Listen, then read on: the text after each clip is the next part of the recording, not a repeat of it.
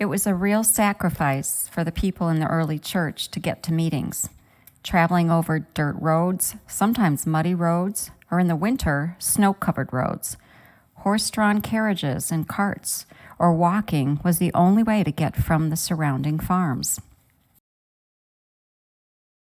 After the initial investigation, an ecclesiastical council made up of the pastor and one deacon from each Baptist church in the area was called to resolve this problem.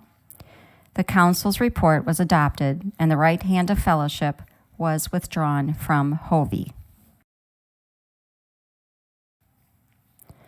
Pastor, deacons, and appointed church members spent a lot of time visiting wayward members to return them to the church. If the wayward member would not reconcile his ways to the church, he then was dismissed by vote of the congregation. Actions for dismissal were dancing, card playing, missing church meetings, drinking, disregard for the church, and not walking in the way of the church. For almost a year, they just had pulpit supply come in for the covenant meeting.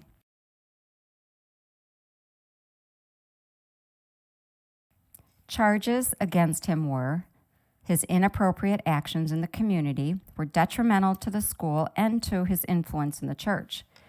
He forced his services upon the church after he was asked to resign. He was harsh and unyielding in settling the church's difficulty. He made unkind remarks about the church and individual members.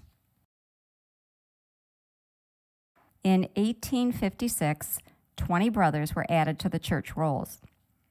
There was more excitement during Westcott years. Even though money was hard to come by, they raised $500 for his yearly salary and hired a sexton to look after the church, to start the fires in the stoves and light the church for meetings, and generally keep the building clean.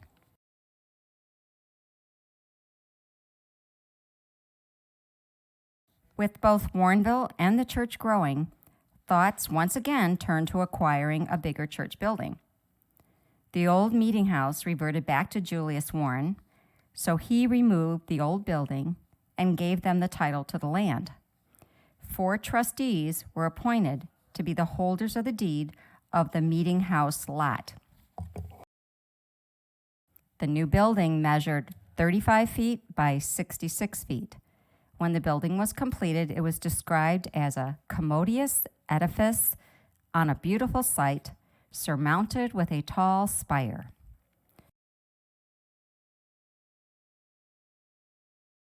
Warrenville Baptists were honored when chosen to host a 3-day celebration for the Fox River Association.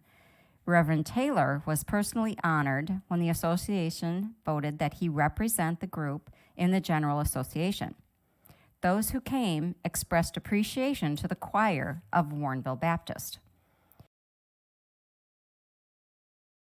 Since there wasn't a baptismal in the new church, they continued the baptisms in the DuPage River just across the street. In bad weather, the Baptist churches close in the area let them use theirs. By now, ladies were very much part of the church meetings. They were appointed to various committees.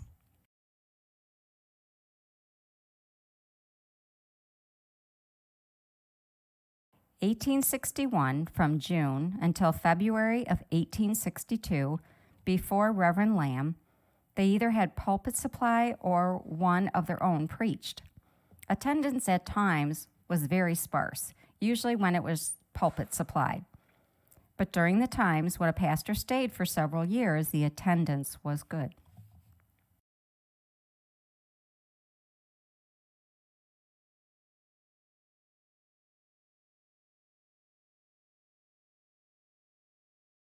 They worked hard during the 1860s to procure subscriptions for money to pay pastors, pulpit supply, to buy fuel, and to pay the sexton for the upkeep of the church and for other expenses that occur throughout time.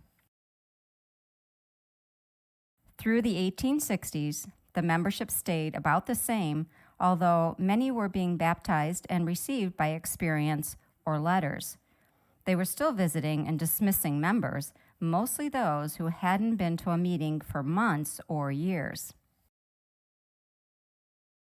Music was an important part of their meetings, almost from the very beginning. By now, they have acquired a piano or a parlor pump organ that was probably donated.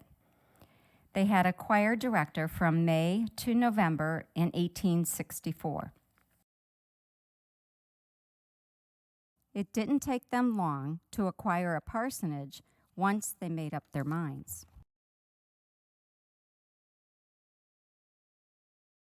Sometimes, after prayer meetings and regular church meetings, they discussed business, so they voted to hold covenant meetings once a month.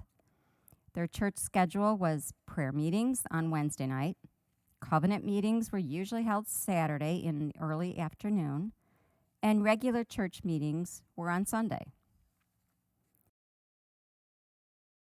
They had a series of pastors who served only for a few months each. Very few attended regular church meetings, prayer meetings, or covenant meetings. Sometimes in the 1860s, when there was no pastor or money, the church doors were closed.